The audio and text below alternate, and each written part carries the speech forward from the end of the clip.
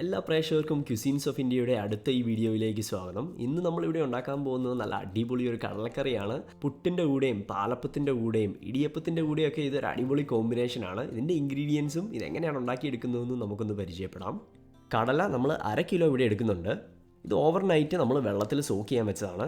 4 medium തക്കാളി, 3 medium size സവോള നമ്മളിവിടെ എടുക്കുന്നുണ്ട്, 4 പച്ചമുളക്, ഇഞ്ചി 1 ടേബിൾ സ്പൂൺ, വെളുത്തുള്ളി 1/2 ടേബിൾ സ്പൂൺ, കസ്കസ് 3/4 ടേബിൾ സ്പൂൺ, മല്ലിപ്പൊടി 1 ടേബിൾ സ്പൂൺ, മഞ്ഞൾപ്പൊടി 1/4 teaspoon, garam masala 3/4 table spoon. ഇത് കടല മസാലയാണ്. ഇത് നമ്മൾ വീട്ടിലുണ്ടാക്കിയ കടല മസാലയാണ്. ഇതിൻ്റെ റെസിപ്പി നമ്മൾ അടുത്തൊരു വീഡിയോയിൽ കാണിക്കുന്നതാണ്. കടുക് 1/2 ടേബിൾ സ്പൂൺ, 1/2 കപ്പ് തേങ്ങ, അതുപോലെ കറിവേപ്പില, ആവശ്യത്തിന് ഉപ്പും എണ്ണയും നമ്മൾ എടുക്കുന്നുണ്ട്. ഇവിടെ നമുക്ക് കടലയൊന്ന് വേവിച്ചെടുക്കാം. അതിനായിട്ട് നമുക്ക് ആദ്യം വെള്ളം ഒഴിച്ചു കൊടുക്കാം. കൂടുതൽ ചാറ് വേണമെന്നുണ്ടെങ്കിൽ കൂടുതൽ വെള്ളം ഒഴിച്ചു കൊടുക്കാം. അതുകൊണ്ടാണ് നമ്മൾ 5 കപ്പ് വെള്ളം ഒഴിച്ചു കൊടുക്കുന്നത്.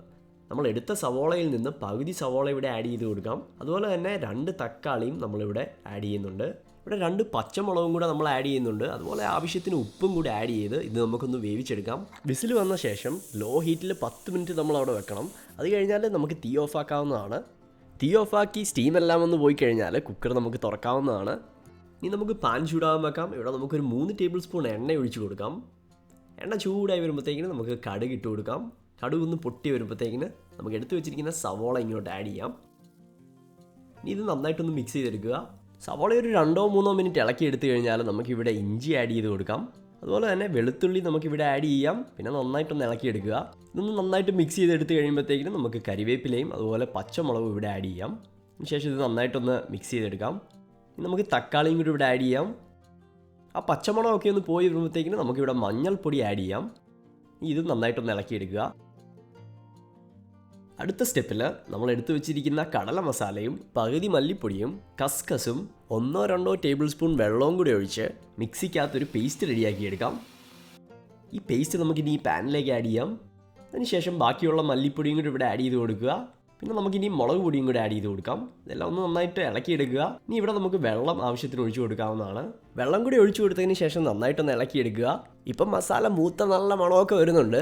അടുത്ത സ്റ്റെപ്പ് ഓപ്ഷണലാണ്. ഇത് വേണമെങ്കിൽ മാത്രം ചെയ്താൽ മതി. ഇവിടെ നമ്മൾ റെഡിയാക്കി വെച്ച മസാലയിൽ നിന്ന് പകുതി എടുത്ത് കുറച്ച് വെള്ളം കൂടി ആഡ് ചെയ്ത് മിക്സിക്കകത്തൊരു പേസ്റ്റ് റെഡിയാക്കി എടുക്കുകയാണ്.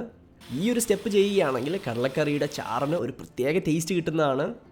ഇനിയും നമുക്ക് എടുത്തു വെച്ചിരിക്കുന്ന തേങ്ങാക്കൊത്തും കൂടെ പെട്ടെന്നൊന്ന് വറുത്തെടുത്ത് ഈ ഗ്രേവിയിലോട്ട് ആഡ് ചെയ്ത് കൊടുക്കാം. ഈ തേങ്ങാക്കൊത്തും നമ്മുടെ ചാറിന് ഒരു പ്രത്യേക ഫ്ലേവർ കൊടുക്കുന്നതാണ്. പ്രത്യേകിച്ച് പുട്ടൊക്കെ കഴിക്കുമ്പോൾ ആ തേങ്ങയുടെ ക്രിസ്പിനെസ്സും ആ ചാറും അതൊരു കോമ്പിനേഷൻ തന്നെയാണ്. അതുപോലെ തന്നെ നമ്മൾ നേരത്തെ റെഡിയാക്കി എടുത്ത പേസ്റ്റും കൂടി ഇവിടെ ആഡ് ചെയ്ത് കൊടുക്കാം. ഇനി ഇത് പെട്ടെന്നൊന്ന് ഇളക്കിയെടുക്കാം. ഇത് കുറച്ച് നേരം ഒന്ന് ഇളക്കിയെടുത്ത് കഴിഞ്ഞാൽ നമുക്കിവിടെ വെള്ളം ആഡ് ചെയ്യാം. ചാറ് കൂടുതൽ വേണ്ടവർക്ക് കൂടുതൽ വെള്ളം ആഡ് ചെയ്യാം. നമ്മളിവിടെ കുറച്ച് കൂടുതൽ വെള്ളം ആഡ് ചെയ്യുന്നുണ്ട്. അതിനുശേഷം നമുക്കിവിടെ നേരത്തെ വേവിച്ച് വെച്ച കടലയും കൂടി ഇങ്ങോട്ട് ആഡ് ചെയ്ത് കൊടുക്കാം. അത് കഴിഞ്ഞാൽ നമ്മുടെ കടലക്കറി ഏകദേശം ഇവിടെ റെഡിയായി. ഇനിയും സ്റ്റൗവിൽ ഒരു 5-6 മിനിറ്റ് ഒന്ന് ഇരുന്ന് തിളയ്ക്കണം. ഇതൊന്ന് തിളച്ച് വന്നു കഴിഞ്ഞാൽ നമുക്ക് ലോ ഫ്ലെയിമിൽ ഒരു 10-12 മിനിറ്റ് കൂടെ വെച്ച് കഴിഞ്ഞാൽ നമ്മുടെ കടലക്കറി ഇവിടെ റെഡിയായി കഴിഞ്ഞു. ഈ റെസിപ്പി നിങ്ങൾക്കെല്ലാം ഇഷ്ടപ്പെട്ടു എന്ന് പ്രതീക്ഷിക്കുന്നു. എല്ലാവർക്കും വലിയൊരു നന്ദി. മറക്കാതെ തന്നെ സബ്സ്ക്രൈബ് ചെയ്യുക.